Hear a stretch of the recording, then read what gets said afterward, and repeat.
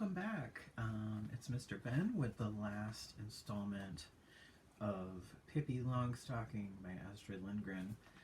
We've got 4 chapters to go.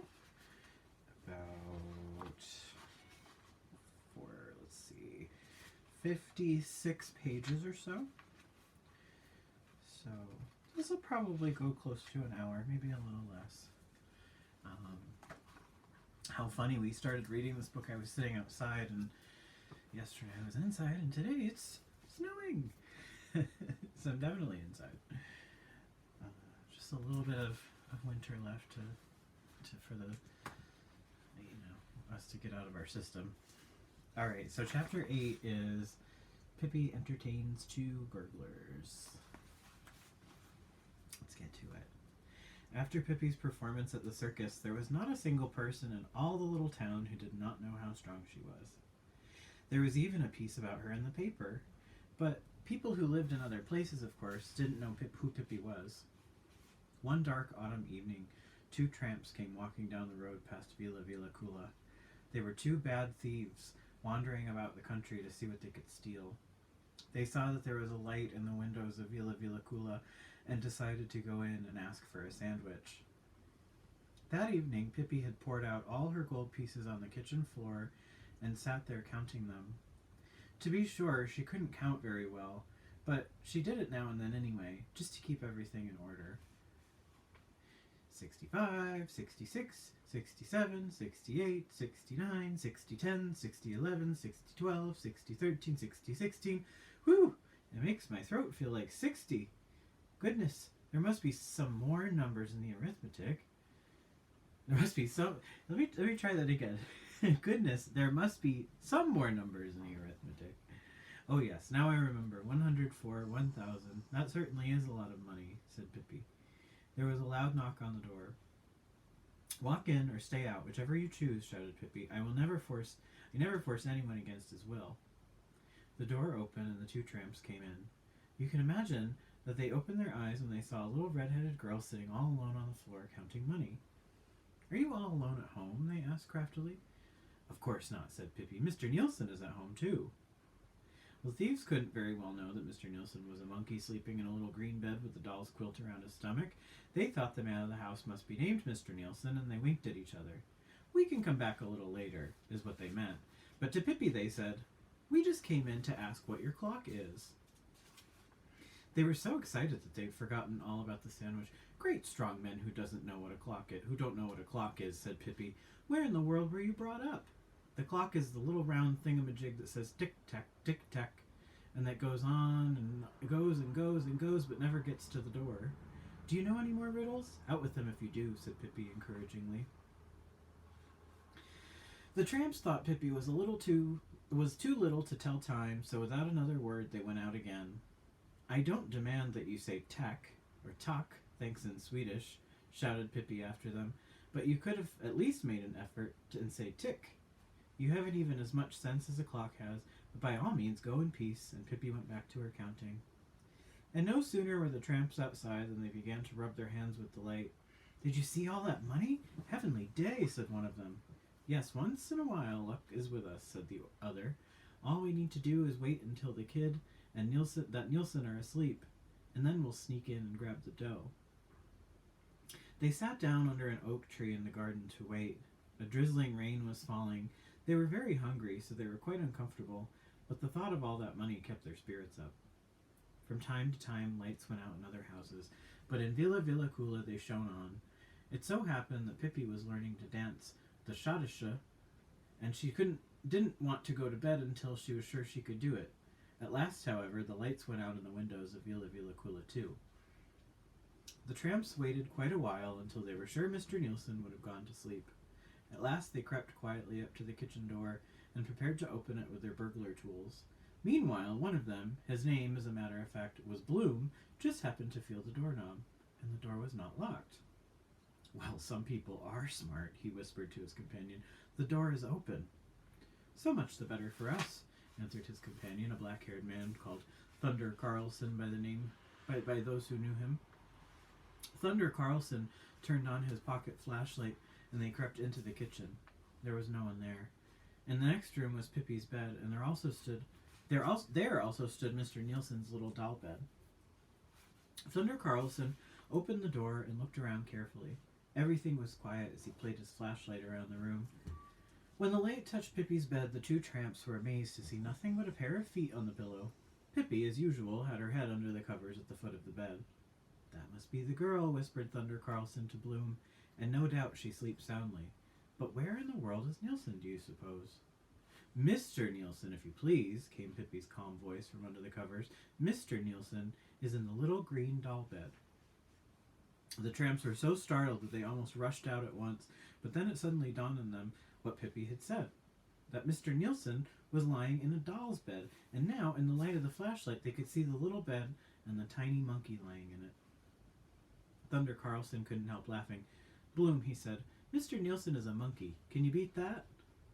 "Well, what did you think he was?" came Pippi's calm voice from under the covers again. "A lawnmower?"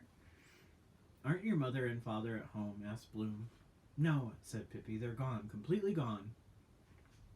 Thunder Carlson and Bloom chuckled with delight. "Listen, little girl," said Thunder Carlson. "Come out so we can talk to you." "No, I'm sleeping," said Pippi. "Is it more riddles you want? If so, answer this one. What is it that goes and never gets to the door?" Now Bloom went over and pulled the covers off Pippi. "Can you dance the shadasha?" asked Pippi, looking at him gravely in the eye. "I can." "You ask too many questions," said Thunder Carlson. "Can we ask a few too? Where, for instance, is the money you had on the floor a little while ago?" "In the suitcase on top of the wardrobe," answered Pippi truthfully. Thunder Carlson and Bloom grinned. "I hope you don't have anything against our taking it, little friend," said Thunder Carlson. "Certainly not," said Pippi. "Of course I don't." Whereupon Bloom lifted down the suitcase. "I hope you don't have anything against my taking it back, little friend," said Pippi, getting out of bed and stepping over to Bloom. Bloom had no idea how it all happened, but suddenly the suitcase was in Pippi's hand. "Here, quit your fooling," said Thunder Carlson angrily. "Hand over the suitcase." He took Pippi firmly by the hand and tried to snatch back the booty. "Fooling, fooling, too much fooling," said Pippi, and lifted Thunder Carlson up on the wardrobe, and a moment later she had Bloom up there too. Then the tramps were frightened. They began to see that Pippi was no ordinary girl. However, the suitcase tempted them so much they forgot their fright. "Come on now, both together," yelled Thunder Carlson, and they jumped down for the wardrobe and threw themselves on Pippi, who had the suitcase in her hand. Pippi gave each one a little poke with her finger, and they shrank away into a corner. Before they had a chance to get up again, Pippi had fetched a rope and, quick as a flash, had bound the arms and legs of both burglars, and now they sang a different tune. "Please, please, miss," begged Thunder Carlson. "Forgive us. We were only joking. Don't hurt us. We're just two tramps who came in to ask for food." Bloom even began to cry a bit.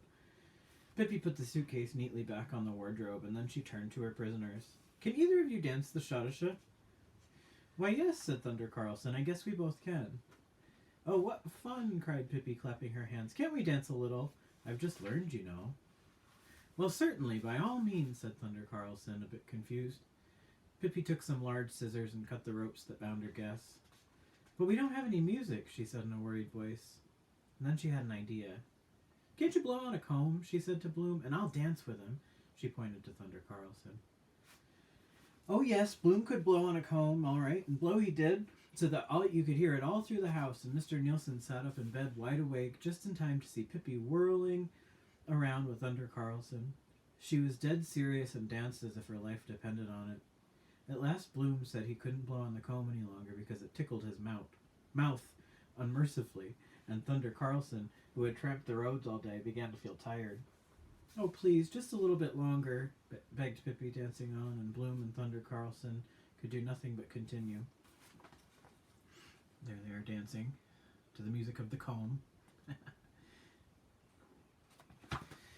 At 3 a.m, Pippi said, "I could keep on dancing until Thursday, but maybe you're tired and hungry." That was exactly what they were, though they hardly dared to say so.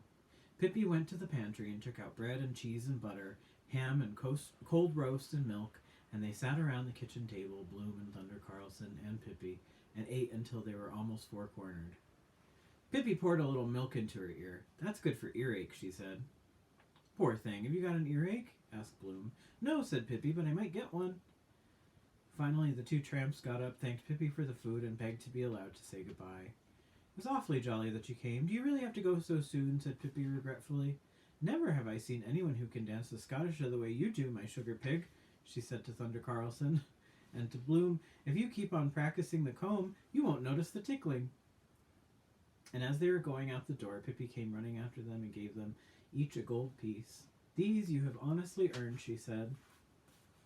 There's Pippi lying in her bed. Feet at the front. At the top. Chapter 9. Pippi goes to a coffee party. Tommy's and Annika's mother had invited a few ladies to a coffee party, and as she had done plenty of baking, she thought Tommy and Annika might invite Pippi over at the same time. The children would entertain each other and give no trouble to anyone. Tommy and Annika were overjoyed when their mother told them and immediately dashed over to Pippi's to invite her. Pippi was in the garden watering the few flowers still in bloom with an old rusty watering can. As it was raining cats and dogs that day, Tommy told Pippi her watering seemed hardly necessary. "Yes, that's what you say," said Pippi grudgingly, "but I've lain awake all night thinking what fun it was going to be to get up and water, and I'm not going to let a little rain stand in my way." Now Annika came forth with the delightful news about the coffee party. "A coffee party? Me?" cried Pippi, and she was so excited that she began to water Tommy instead of the rose bush she intended to sprinkle. "Oh, what will happen? I'm so nervous. What if I can't behave myself?" "Of course you can," said Annika. "Don't you be too certain about that," said Pippi. "You can be sure I'll try, but I've noticed several times that people don't think I know how to behave, even when I'm trying as hard as I can. At sea, we were never so fussy about things like that, but I promise that I'll take special pains today, so you won't have to be ashamed of me." "Good," said Tommy, and he and Annika hurried home again in the rain. "This afternoon at 3 o'clock, don't forget," cried Annika, peeking out from under the umbrella. At 3 o'clock, a very stylish young lady walked up the steps of the Settergrens' house. It was Pippi Longstocking. For this special occasion, she had unbraided her pigtails, and her red hair hung like a lion's mane around her. With red crayon, she had painted her mouth fiery red, and she had blackened her eyebrows so that she looked almost dangerous. With the crayon, she had also painted her fingernails, and she had put on big green rosettes on her shoes. "I should imagine I'll be the most stylish person of all at this party," she said contentedly to herself as she rang the doorbell. In the Settergrens' living room sat 3 fine ladies, and with them Tommy, Annika, and their mother.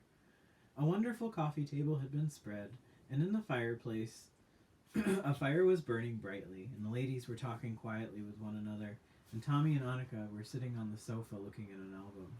Everything was so peaceful. Suddenly, the peace was shattered. "Attention!" A piercing cry came from the hall, and the next minute Pippi Longstocking stood in the doorway. She had cried out so loudly and so unexpectedly that the ladies had jumped in their seats.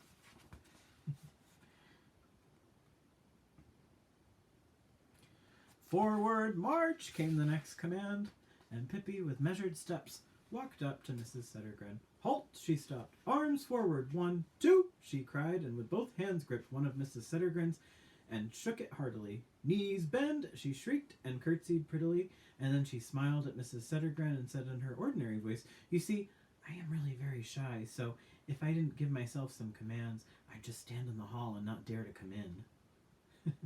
And then she rushed up to the other ladies and kissed them on the cheek. "Charming, charming, upon my honor," said she, for she had once heard a stylish gentleman say that to a lady, and then she sat down in the best chair she could find.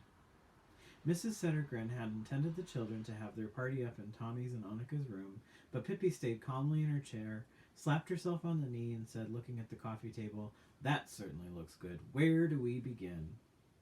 At that moment, Ella, the maid, came in with the coffee pot, and Mrs. Settergren said, "Please come and have some coffee." "First!" cried Pippi, and was up by the table in 2 skips. She heaped as many cakes as she could onto a plate, threw 5 lumps of sugar into a coffee cup, emptied half the cream pitcher into her cup, and was back in her chair with her lute even before the ladies had reached the table. Pippi stretched her legs out in front of her and placed the plate of cakes between her toes, and then she merrily dunked cakes in her coffee cup and stuffed so many in her mouth at once that she couldn't have uttered a word no matter how hard she tried. In the twinkling of an eye, she had finished all the cakes on the plate. She got up, struck the plate as if it were a tambourine, and went up to the table to see if there were any cakes left. The ladies looked disapprovingly at her, but that didn't bother her. Chatting gaily, she walked around the table, snatching a cake here and a cake there. "Certainly was nice of you to invite me," she said. "I've never been to a coffee party before." On the table stood a large cream pie, decorated in the center with a piece of red candy. Pippi stood with her hands behind her back and looked at it. Suddenly she bent down and snatched the candy with her teeth. But she dived down a little too hastily, and when she came up again, her whole face was covered with whipped cream. "Goody," laughed Pippi. "Now we can play blind man's bluff, for we've certainly got a blind man all made to order. I can't see a thing." She stuck out her tongue and licked away the cream. "This was indeed a dreadful accident," said she, "and the pie is all ruined now anyway, so I may as well eat it up all at once." She dug into it with the pie server, and in a few minutes the whole pie had disappeared. Pippi patted her stomach contentedly. Mrs. Settergren had gone out into the kitchen, so she knew nothing about the accident to the cream pie, but the other ladies looked very sternly at Pippi. No doubt they would have liked a little pie too. Pippi noticed that they looked disappointed and decided to cheer them up. "Now you mustn't feel bad about such a little accident," she said comfortingly. "The main thing is that we have our health, and at a coffee party you should have fun." She then picked up a sugar bowl and tipped all the lump sugar in it out on the floor. "Well, my goodness," she cried. "Now look what I've done. How could I make such a mistake? I thought this was the granulated sugar. Bad luck seems to follow me today." Thereupon she took a sugar spoon out of another bowl and began to sprinkle granulated sugar all over the floor. "I hope you notice," she said, "that this is the kind of sugar you sprinkle on things, so it's perfectly all right for me to do this. Because why should there be the kind of sugar to sprinkle on things if somebody doesn't go and sprinkle it? That's what I'd like to know. Have you ever noticed what fun it is to walk on a floor that has had sugar sprinkled all over it?" she asked the ladies. "Of course, it's even more fun when you're barefoot," she added as she pulled off her shoes and stockings. "You ought to try it too, because nothing's more fun, believe me." At that moment, Mrs. Settergren came in, and when she saw the sugar all over the floor, she took Pippi firmly by the arm and led her over to the sofa to Tommy and Annika. And then she went over to the ladies and invited them to have more coffee. That the cream pie had disappeared only made her happy, because she thought the ladies had liked it so much that they had eaten it all. Pippi, Tommy, and Annika sat quietly talking on the sofa, and the fire crackled on the hearth. The ladies drank their coffee, and all was quiet and peaceful again. And as so often happens at coffee parties, the ladies began to talk about their servant problems. Apparently they had not been able to get very good servants, for they were not at all satisfied with them, and they agreed that it really was better not to have any servants at all. It was much more satisfactory to do things yourself, because then you at least knew that things were done right. Pippi sat on the sofa listening. After the ladies had been talking a while, she said, "Once my grandfather had a servant named Malin. She had chilblains on her feet, but otherwise there was nothing wrong with her.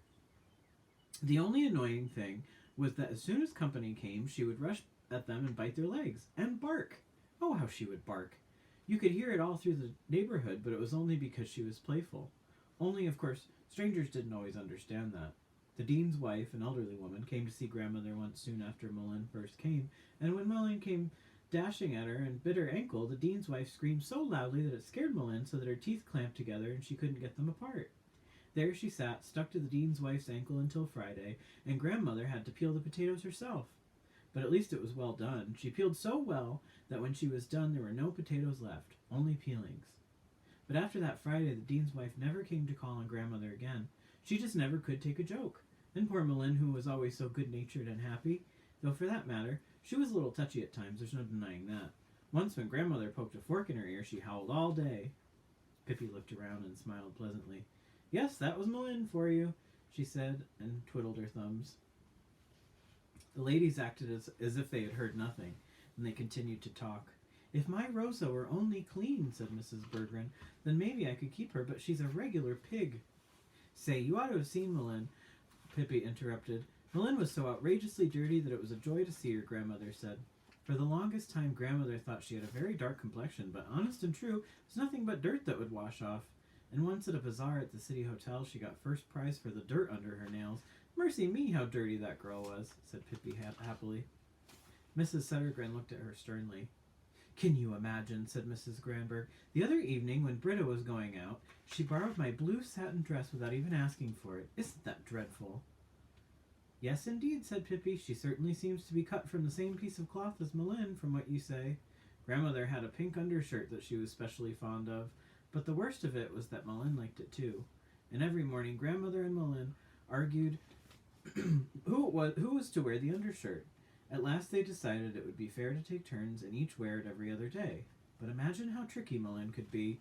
Sometimes she'd come running in when it wasn't her turn at all and say, 'No mashed turnip today if I can't wear the pink woolen undershirt.' Well, what was Grandmother to do? Mashed turnip was her very favorite dish. There was nothing for it but to give Malin the shirt. As soon as Malin got the shirt, she went out into the kitchen as nice as could be and began to mash turnips that spattered all over the walls."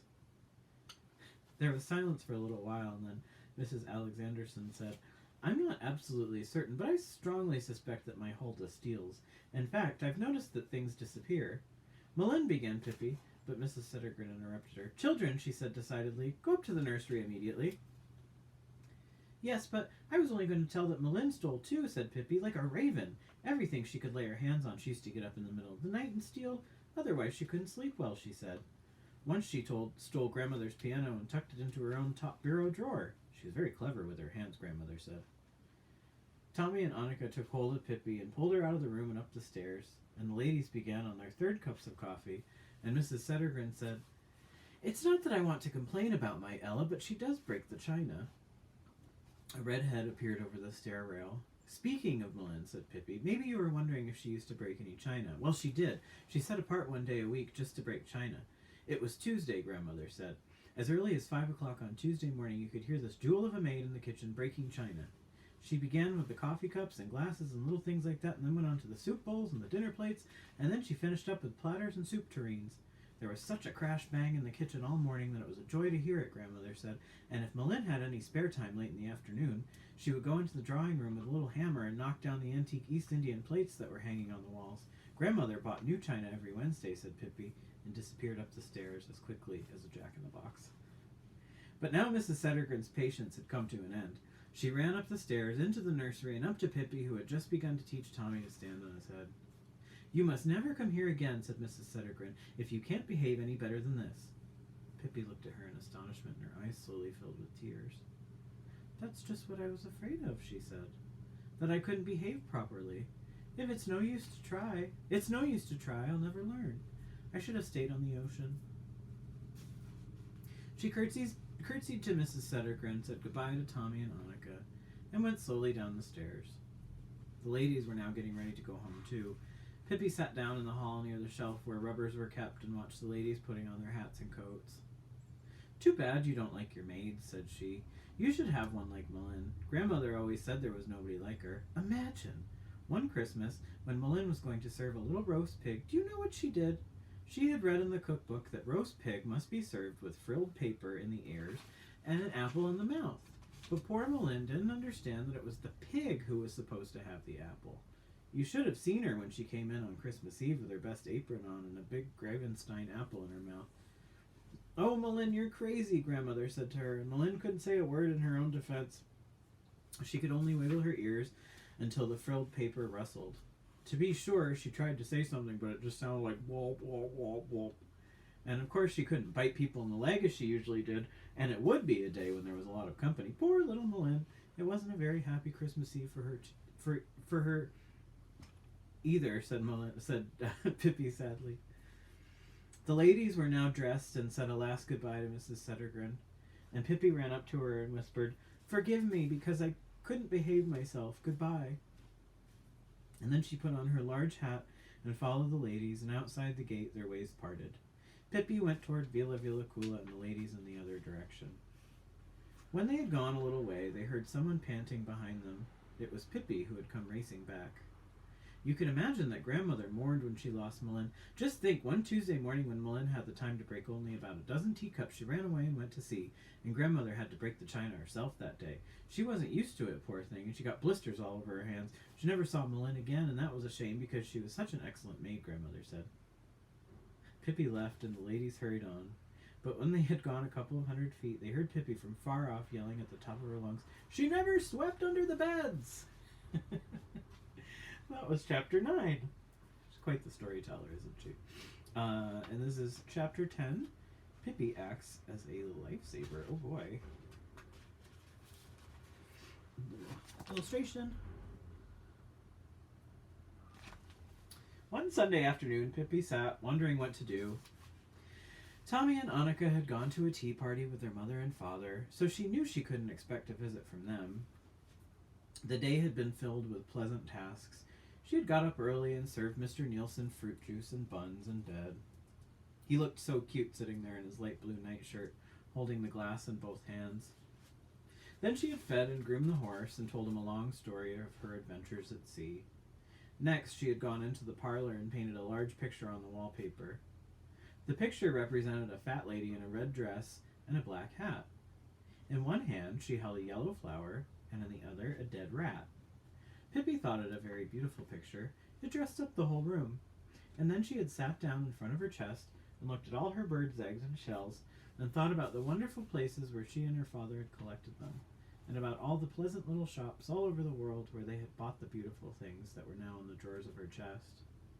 Then she had tried to teach Mr. Nielsen to dance the Schottische, but he didn't want to learn. For a while, she had thought of trying to teach the horse, but instead she had crept down into the wood box and pulled the cover down.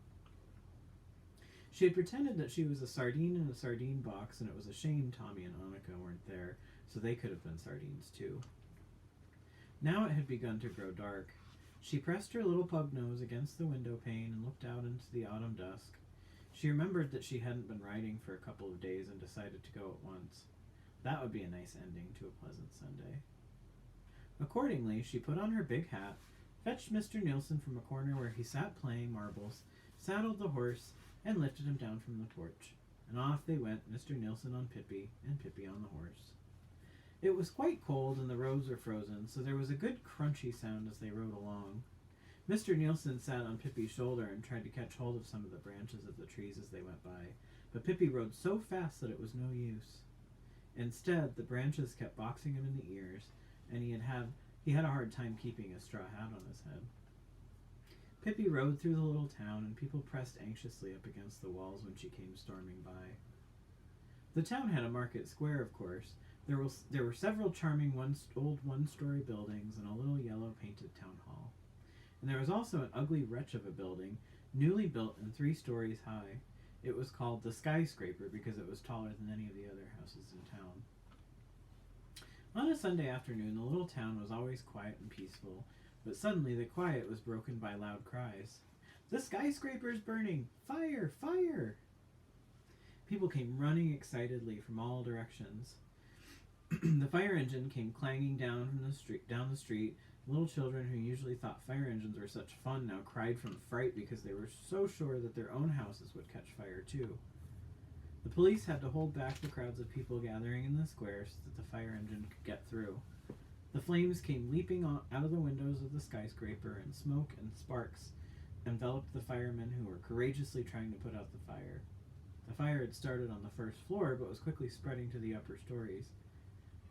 Suddenly, the crowd saw a sight that made them gasp with horror. At the top of the house was a gable, and in the gable window, which a little child's hand had just opened, stood 2 little boys calling for help. "We can't get out because somebody has built a fire on the stairs," cried the older boy. He was 5 and his brother a year younger. Their mother had gone out on an errand, and there they stood, all alone. Many of the people in the square began to cry, and the fire chief looked worried. There was, of course, a ladder on the fire truck, but it wouldn't reach anywhere near to the little boys. To get into the house to save the children was impossible. A wave of despair swept over the crowd in the square when they realized there was no way to help the children. And the poor little things just stood up there and cried. It wouldn't be long now before the fire reached the attic. In the midst of the crowd in the square sat Pippi on her horse. She looked with great interest at the fire engine and wondered if she should buy one like it. She liked it because it was red and because it made such a fearful noise as it went through the streets. And then she looked at the fire and she thought it was fun when a few sparks fell on her. Presently, she noticed the little boys up in the attic. To her astonishment, they looked as if they weren't enjoying the fire at all. That was more than she could understand, and at last she had to ask the crowd around her, "Why are the children crying?" First she got only sobs in answer, but finally a stout gentleman said, "Well, what do you think? Don't you suppose you'd cry yourself if you were up there and couldn't get down?" "I never cry," said Pippi, "but if they want to get down, why doesn't somebody help them?" "Because it isn't possible, of course," said the stout gentleman. Pippi thought for a while, and then she asked, "Can anybody bring me a long rope?" "What good would that do?" asked the stout gentleman. "The children are too small to get down the rope, and for that matter, how would you ever get the rope up to them?" "Oh, I've been around a bit," said Pippi calmly. "I want a rope." There was not a single person who thought it would do any good, but somehow or other, Pippi got her rope. Not far from the gable of the skyscraper grew a tall tree. The top of it was almost level with the attic window, but between the tree and the window was a distance of almost 3 yards. And the trunk of the tree was smooth and had no branches for climbing on. Even Pippi wouldn't be able to climb it. The fire burned, the children in the window screamed, and the people in the square cried. Pippi jumped off the horse and went up to the tree, and then she took the rope and tied it tightly to Mr. Nielsen's tail. "Now, you be Pippi's good boy," she said, and she put him on the tree trunk and gave him a little push. He understood perfectly what he was supposed to do, and he climbed obediently up the tree trunk. Of course, it was no trouble at all for a little monkey to do that. The people in the square held their breath and watched Mr. Nielsen.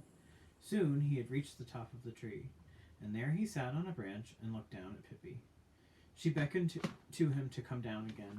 He did so at once, climbing down on the other side of the branch, so that when he reached the ground, the rope was looped over the branch and hung down double with both ends on the ground. "Good for you, Mr. Nielsen," said Pippi. "You're so smart that you can be a professor any time you wish." She untied the knot that had fastened the rope to Mr. Nielsen's tail. Nearby, a house was being repaired, and Pippi ran over and got a long board. She took the board in one hand, ran to the tree, grasped the rope in her free hand, and braced her feet against the trunk of the tree. Quickly and nimbly she climbed up the trunk, and the people stopped crying in astonishment. When she reached the top of the tree, she placed the board over a stout branch and then carefully pushed it over to the windowsill.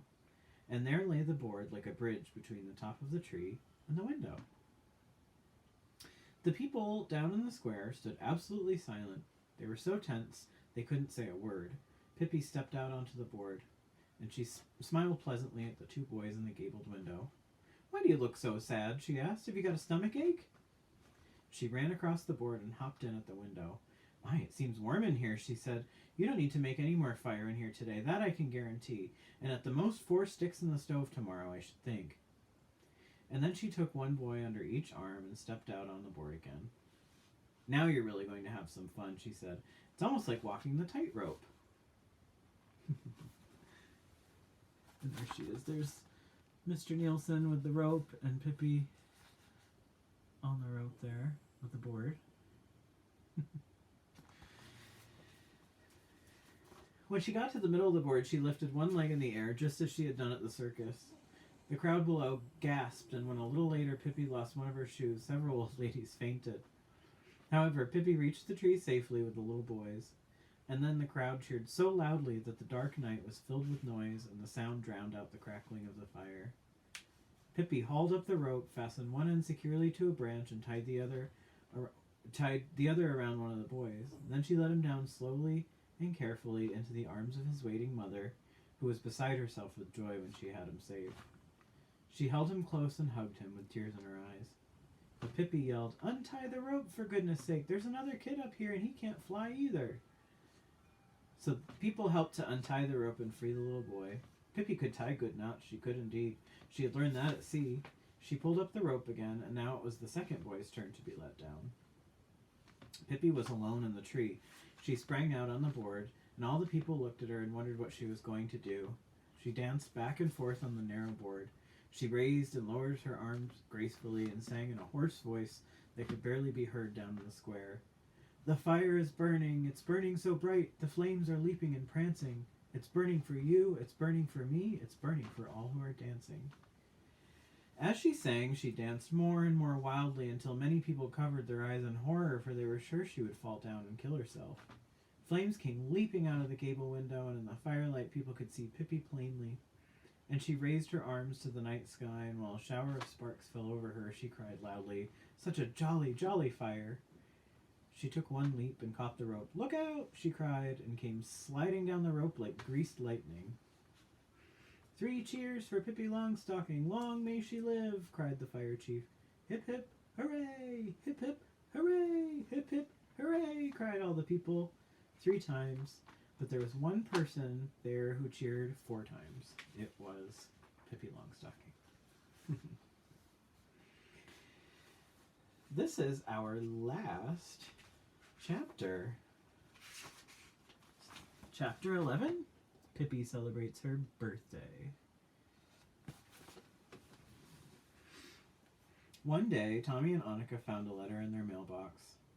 It was addressed to TMMY and ANIKA, and when they opened it, they found a card which read, TMMY and ANIKA are invited to Pippi's tomorrow to her birthday party. Dress, wear whatever you like. As you can see, Pippi is not a very good speller.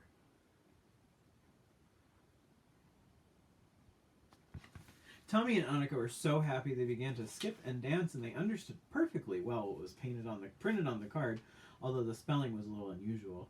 Pippi had had a great deal of trouble writing it. To be sure, she had not recognized the letter I in school the day she was there, but all the same, she could write a little. When she was sailing on the ocean, one of the sailors on her father's ship used to take her up on deck in the evening now and then and try to teach her to write. Unfortunately, Pippi was not a very patient pupil. All of a sudden, she would say, "No, Friedolf," that was his name. "No, Friedolf, brother, bother all this learning. I can't study any more now because I must climb the mast to see what kind of weather we're going to have tomorrow." So it was no wonder the writing didn't go so well now.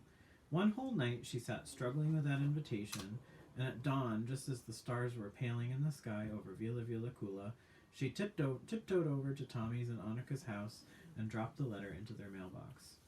As soon as Tommy and Annika came home from school, they began to get all dressed up for the party. Annika asked her mother to curl her hair, and her mother did and tied it with a big pink satin bow. Tommy combed his hair with water so that it would lie all nice and smooth. He certainly didn't want any curls, and then Annika wanted to put on her very best dress, but her mother thought she'd better not, for she was seldom neat and clean when she came home from Pippi's, so Annika had to be satisfied with her next best dress. Tommy didn't care what suit he wore so long as he looked nice. Of course they had bought a present for Pippi. They had taken the money out of their own piggy banks, and on the way home from school had run into the toy shop on Main Street and bought a very beautiful... Well, what they had bought was a secret for the time being. There it lay, wrapped in green paper and tied with a great deal of string, and when they were ready, Tommy took the package and off they went, followed by their mother's warning to take good care of their clothes. Annika was to carry the package part of the way, and they were both to hold it when they handed it to Pippi. That they had agreed upon. It was already November, and dusk came early. When Tommy and Annika went in through the gate of Villa Kula, they held each other's hands tightly, because it was quite dark in Pippi's garden, and the wind sighed mournfully through the bare old trees. "Seems like fall," said Tommy. It was so much pleasanter to see the lighted windows in Villa Kula and to know that they were going to a birthday party. Ordinarily, Tommy and Annika rushed in through the kitchen door, but this time they went to the front door. The horse was not on the porch. Tommy gave a lively knock on the door. From inside came a low voice. "Who comes in the dark night on the road to my house? Is it a ghost or just a poor little mouse?" No, Pippi, it's us," shrieked Annika. "Open the door." Pippi opened the door. "Oh, Pippi, why did you say that about a ghost? I was so scared," said Annika, and completely forgot to congratulate Pippi. Pippi laughed heartily and opened the door to the kitchen. How good it was to come in where it was light and warm. The birthday party was to be in the kitchen, because that was the pleasantest room in the house. There were only 2 other rooms on the first floor, the parlor, in which there was only one piece of furniture, and Pippi's bedroom. The kitchen was large and roomy, and Pippi had scrubbed it until it shone. She had put rugs on the floor and a large new cloth on the table. She had embroidered the cloth herself with flowers that certainly looked most remarkable, but Pippi declared that such flowers grew in farthest India, so of course that made them all right. The curtains were drawn and the fire burned merrily. On the wood box sat Mr. Nielsen, banging pot lids together. In a corner stood the horse, for he too had been invited to the party. Now at last, Tommy and Annika remembered that they were supposed to congratulate Pippi.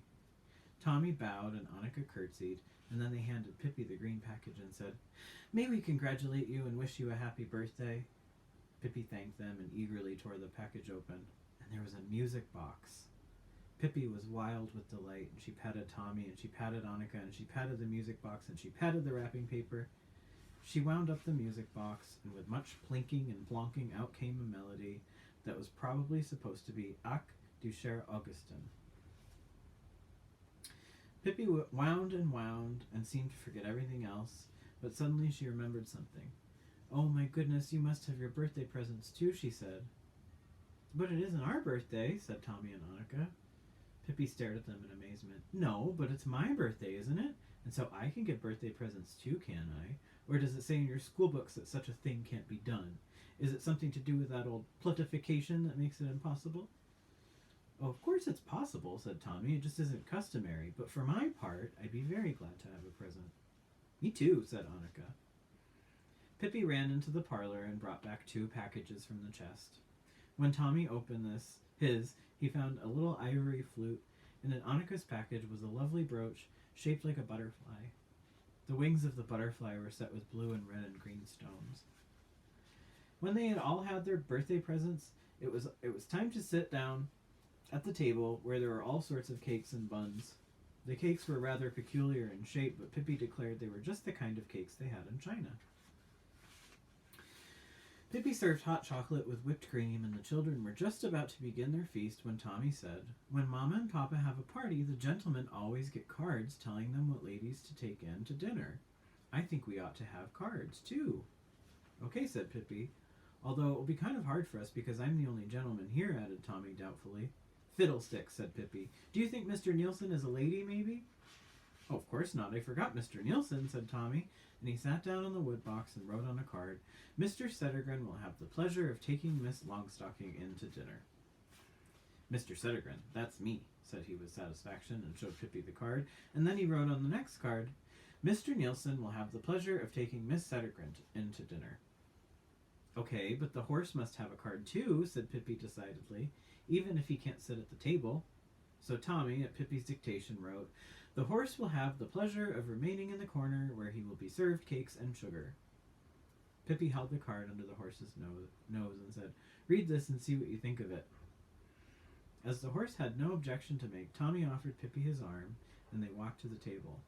Mr. Nielsen showed no intention of offering his arm to Annika, so she took a firm hold of him and lifted him up to the table. But he didn't want to sit on a chair. He insisted on sitting right on the table, nor did he want any chocolate with whipped cream, but when Pippi poured water in his cup, he took it in both his hands and drank. Annika and Tommy and Pippi ate, and Annika said that if these cakes were the kind they had in China, then she intended to move to China when she grew up. When Mr. Nielsen had emptied his cup, he turned it upside down and put it on his head. There's a picture. The horse at the table. When Pippi saw that, she did the same, but as she had not drunk quite all her chocolate, a little stream ran down her forehead and over her nose, and she caught it with her tongue and lapped it all up. There it is. "Waste not, want not," she said. Tommy and Annika licked their cups clean before they put them on their heads. When everybody had had enough and the horse had had his share, Pippi took hold of all 4 corners of the tablecloth and lifted it up so that the cups and plates tumbled over each other as if they were in a sack, and then she stuffed the whole bundle in the wood box. "I always like to tidy up a little as soon as I've eaten," she said. Then it was time for games. Pippi suggested that they play a game called Don't Touch the Floor. It was very simple. The only thing one had to do was walk all around the kitchen without once stepping on the floor. Pippi skipped around in the twinkling of an eye, and even for Tommy and Annika it was quite easy. You began on the drain board, and if you stretched your legs enough, it was possible to step onto the back of the stove. From the stove to the wood box, and from the wood box to the hat shelf, and down onto the table, and from there across 2 chairs to the corner cupboard. Between the corner cupboard and the drain board was a distance of several feet, but luckily there stood the horse, and if you climbed up on him at the tail end and slid off the head end, making a quick turn at exactly the right moment, you landed exactly on the drain board. When they had played this game for a while, and Annika's dress was no longer her next best dress, but her next best one, and Tommy had become as black as a chimney sweep, then they decided to think up something else. Bless you. Suppose we go up in the attic and visit the ghosts, suggested Pippi. Annika gasped. Are there really ghosts in the attic? She asked. Are there ghosts? Millions, said Pippi. It's just swarming with all sorts of ghosts and spirits. You trip over them wherever you walk. Shall we go up? Oh, Pippi, said Annika and looked reproachfully at her. Mamma says there aren't any such things as ghosts and goblins, said Tommy boldly. And well she might, said Pippi, because there aren't any anywhere else. All the ghosts in the world live in my attic, and it doesn't pay to try to make them move. But they aren't dangerous. They just pinch you in the arm so you get black and blue, and they howl, and they play ninepins with their heads. Do they really play ninepins with their heads? Sure, that's just what they do, said Pippi. Come on, let's go up and talk with them. I'm good at playing ninepins. Tommy didn't want to show that he was frightened, and in a way he really did want to see a ghost. That would be something to tell the boys at school. Besides, he consoled himself with the thought that the ghosts probably wouldn't dare to hurt Pippi. He decided to go along. Poor Annika didn't want to go under any circumstances, but then she happened to think that a little tiny ghost might sneak downstairs while she was sitting alone in the kitchen. That decided the matter. Better to be with Pippi and Tommy among thousands of ghosts than alone in the kitchen with even the tiniest little ghost child. Pippi went first. She opened the door to the attic stairs. It was pitch dark there. Tommy took a firm grip on Pippi, and Annika took an even firmer grip on Tommy, so they went up. The stairs creaked and squeaked with every step. Tommy began to wonder if it wouldn't have been better to stay down in the kitchen, and Annika didn't need to wonder. She was sure of it. At last they came to the top of the stairs and stood in the attic. It was pitch dark there, too, except where a little moonbeam shone on the floor. There were sighs and mysterious noises in every corner when the wind blew in through the cracks. Hi, all you ghosts, shrieked Pippi. But if there was any ghost there, he certainly didn't answer. Well, I might have known, said Pippi. They've gone to a council meeting of the Ghost and Goblin Society. Annika sighed with relief and hoped that the meeting would last a long time. But just then an awful sound came from one of the corners of the attic. Woo! It said, and a moment later Tommy saw something come rushing toward him in the dimness. He felt it brush his forehead and saw something disappear through a little window that stood open. He shrieked to high heaven, "A ghost! A ghost!" And Annika shrieked with him. "That poor thing will be late for the meeting," said Pippi, "if it was a ghost and not an owl. For that matter, there aren't any ghosts," she continued after a while. "If anybody insists that there are ghosts, I'll tweak him in the nose." "Yes, but you said so yourself," said Annika. "Is that so? Did I?" said Pippi. "Well, then I'll certainly tweak my own nose." And she took a firm grip on her nose and tweaked it. After that, Tommy and Annika felt a little calmer. In fact, they were now so courageous that they ventured to go up to the window and look out over the garden. Big dark clouds sailed through the sky and did their best to hide the moon, and the wind sighed in the trees. Tommy and Annika turned around, but then, oh horrors, they saw a white figure coming toward them. "A ghost!" shrieked Tommy wildly. Annika was so scared she couldn't even shriek. The ghost came nearer and nearer, and Tommy and Annika hugged each other and shut their eyes. But then they heard the ghost say, "Look what I found! Papa's nightshirt and an old sea chest over here. If I hem it up around the bottom, I can wear it." Pippi came up to them with the nightshirt dangling around her legs. "Oh, Pippi, I could have died of fright," said Annika. "But nightshirts aren't dangerous," Pippi assured her. "They don't bite anybody except in self-defense." Pippi now decided to examine the sea chest thoroughly. She lifted it up and carried it over to the window and opened the cover so that what little moonlight there was fell on the contents of the chest. There were a great many old clothes, which she threw out on the attic floor. There were a telescope, a few books, 3 pistols, a sword, and a bag of gold pieces. "Tiddly-pom and piddly-day," said Pippi contentedly. "It's so exciting," said Tommy. Pippi gathered everything in the nightshirt, and down they went into the kitchen again. Annika was perfectly satisfied to leave the attic. "Never let children handle firearms," said Pippi, and took a pistol in each hand and prepared to fire. "Otherwise, some accident can easily happen," she said, shooting off both pistols at once. "That was a good bang," she announced and looked up in the ceiling. The bullets had made 2 holes. "Who knows?" she said hopefully. "Perhaps the bullets have gone right through the ceiling and hit some ghosts in the legs. That will teach them to think twice before they set out to scare any innocent little children again, because even if there aren't any ghosts, they don't need to go around scaring folks out of their wits, I should think. Would you each like a pistol?" she asked. Tommy was enchanted, and Annika also very much wanted a pistol, provided it wasn't loaded. "Now we can organize a robber band if we want to," said Pippi. She held the telescope up to her eyes. "With this I can almost see the fleas in South America, I think," she continued, "and it'll be good to have if we do organize a robber band." Just then there was a knock at the door. It was Tommy's and Annika's father, who had come to take them home. It was long past their bedtime, he said. Tommy and Annika hurried to say thank you, bid Pippi goodbye, and collect all their belongings, the flute, the brooch, and the pistols. Pippi followed her guests out to the porch and watched them disappear through the garden. They turned around to wave. The light from inside shone on her. There she stood with her stiff red braids, dressed in her father's nightshirt, which billowed around her feet, and in one hand she held a pistol and in the other the sword. She saluted with it. When Tommy and Annika and her father reached the gate, they heard her calling. They stopped to listen. The wind rustled through the trees, so they could just barely hear what she said. "I'm going to be a pirate when I grow up. Are you?" The end. That was Pippi Longstocking by Astrid Lindgren. What a character. The good news is there are several more Pippi Longstocking books. So if you enjoyed this one, there are more to read. Maybe we'll do another one in our book club. I have to get it first. This is the only one I currently have at home.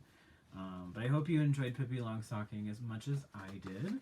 And I also hope you have a nice weekend. If you're watching this, today is Friday. If you're watching this on Friday, have a nice weekend. And take care. And I will resume on Monday with another story. I haven't decided exactly what yet, but we will find out sooner or later. All right, take care, everybody, and I hope you take a little bit of Pippi with you today and every day, her bold, brave, adventurous spirit. All right, see you later.